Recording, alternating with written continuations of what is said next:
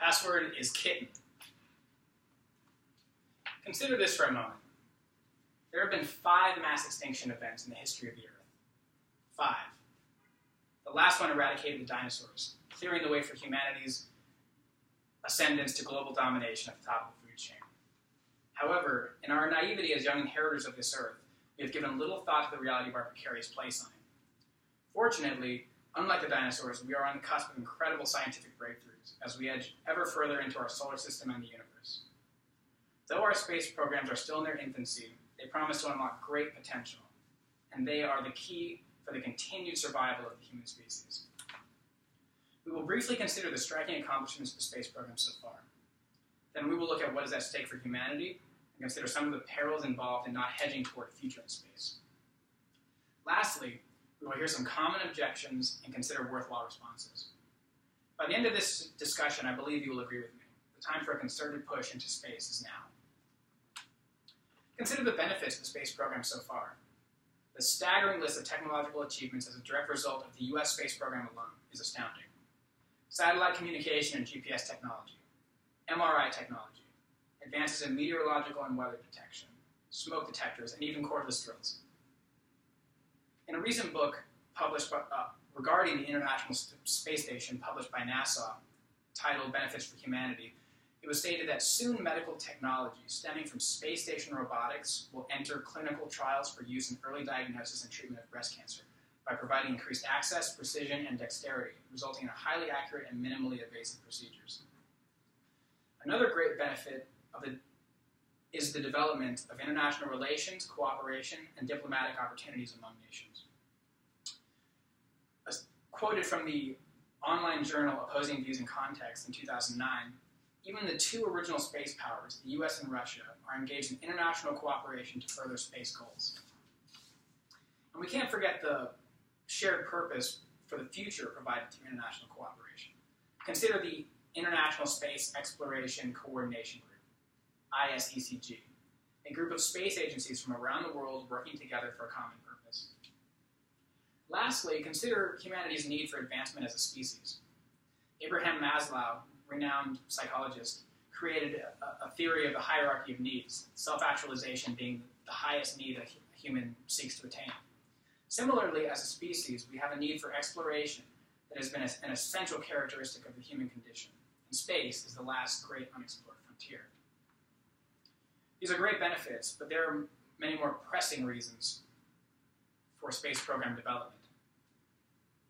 As I said, there have been 5 mass extinction events in the history of the world.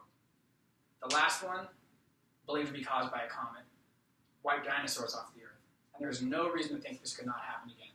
Humanity has a lot to lose. In her 2015 TEDx talk, Exploration Outer Space TV show host Emily Colladrelli said, 99% of the species that have walked the Earth have gone extinct, many of them through one of these mass extinctions. Everything we know, our lives, our family, potentially gone in an instant.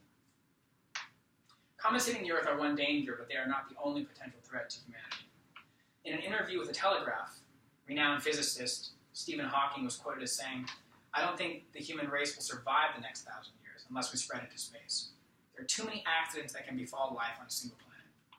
In the article, he notes the particular dangers of biological viruses being an ever-increasing possibility, due to the difficulty of regulating small, independent laboratories.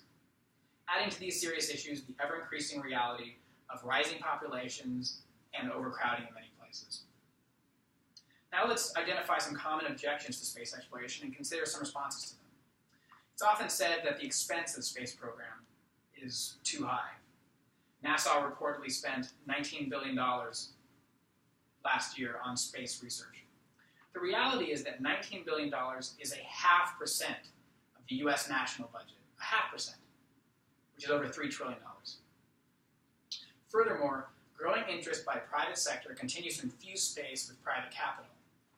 PayPal creator Elon Musk, Amazon owner Jeff Bezos, and Virgin Empire creator Richard Branson have all recently made significant stakes into the private space sector, infusing the private space sector with new capital. Noah Pompenak, a global investment researcher with Goldman Sachs, recently said, Overall, it's a really fascinating time in space. There's a lot going on, a lot of investment, a lot of innovation, so it's really looking like space is again reigniting. Another common objection is that space is a dangerous place. Well, this is of course true. Space can be a very dangerous place. But let's not forget that there's an element of danger in anything. It can be dangerous to drive a car down the street, but that does not deter us from doing so.